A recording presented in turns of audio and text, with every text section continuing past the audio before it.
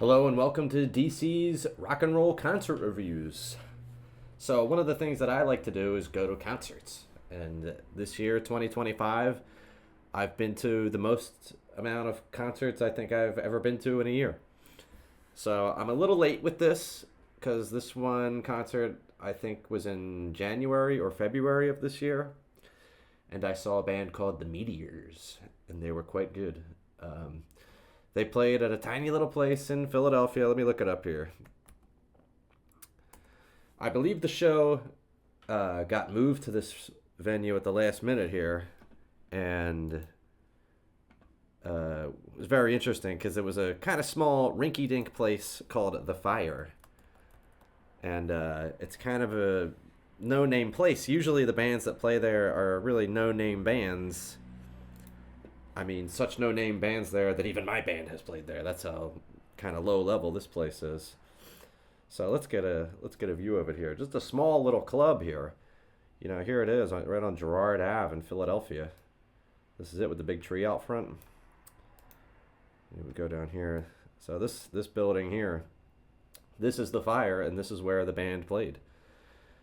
It'd be cool if there was some other pics of the inside.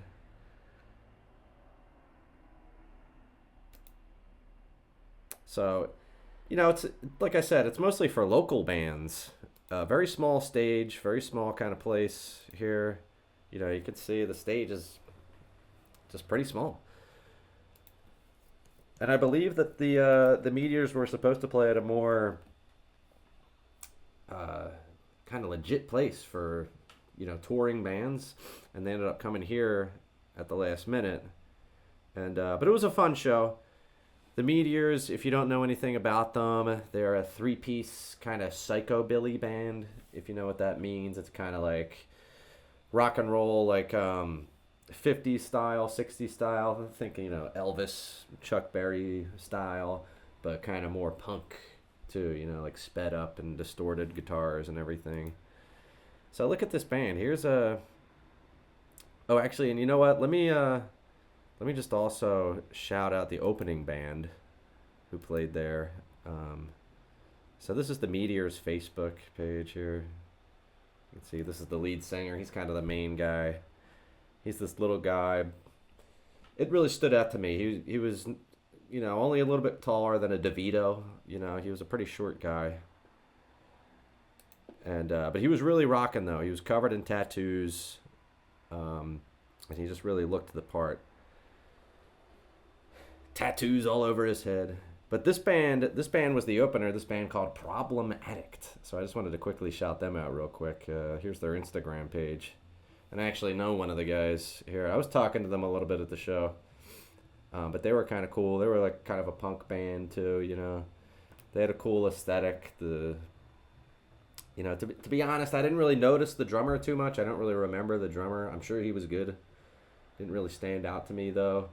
But like that God entity on Futurama said, if you do a really good job, then people aren't really sure that you did anything at all, right? So I guess the drummer is kind of God-like in that sense. But yeah, then they have this guy on bass here, this big guy here. He just looks kind of the part, right? This guy. He's got buttons all over. Whoop, I don't know what happened. Well, you saw him for that second. And then they have this guy on guitar and singing who to me kind of really reminded me of this Tony Clifton character. Remember Tony Clifton? He was here's a picture of him. He was an Andy Kaufman character that he would play. Kind of looked like this. So I don't know, just an observation I had about them. Anyway, back to the Meteors. So look at the Meteors here. Let me go back here. So this is their Wikipedia, and honestly, look, their Wikipedia is kind of short. It's very brief.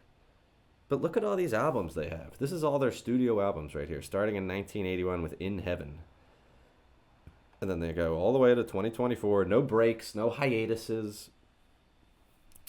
Just constant rocking throughout the years. The Bastard Sons of a Rock and Roll Devil. That's one of their album names. The Wreckin' Crew is another one. The Mutant Monkey and the Surfers from Zorch. So, they're kind of like, they got like a sort of a sci-fi horror vibe. That's what a lot of their songs are about, monsters and stuff like that. And what I appreciate about the Meteors is that throughout their career, they were kind of men without a country, it seems. As in, like, they were kind of too punk for the rock and roll clubs of the time when they were starting out, probably in the 70s, late 70s. So they had the rock and roll clubs that doing kind of the blues rock thing, and they were too punk for them. They were too hard for them, so they wouldn't let them play there. And then the punk guys who punk could not be more conformist. It's probably the most conformist genre of music that there possibly is.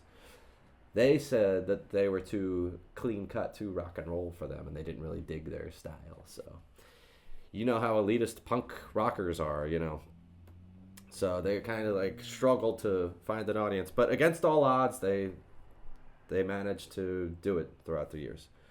So here's a picture of them. You can see here. This is the singer who looks much taller in this photo than he is in real life. They're kind of doing a forced perspective thing here, similar to how they filmed Lord of the Rings, They got this guy, he's normal height or tall, and he's all the way back there. And then they got this guy who's, like I said, not much taller than a DeVito.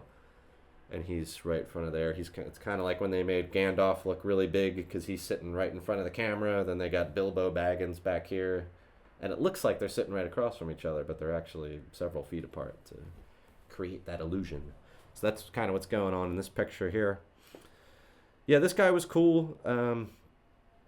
They just kept going, too. They had so many fucking songs. I mean, they didn't play anything near their entire discography, of course, but they still played a shitload of fucking songs. What do we got here? A Problem Addict. I guess I'm done with them. Yeah. So, yeah, they played at the Fire. It was a really good show. Small venue, intimate, good audience.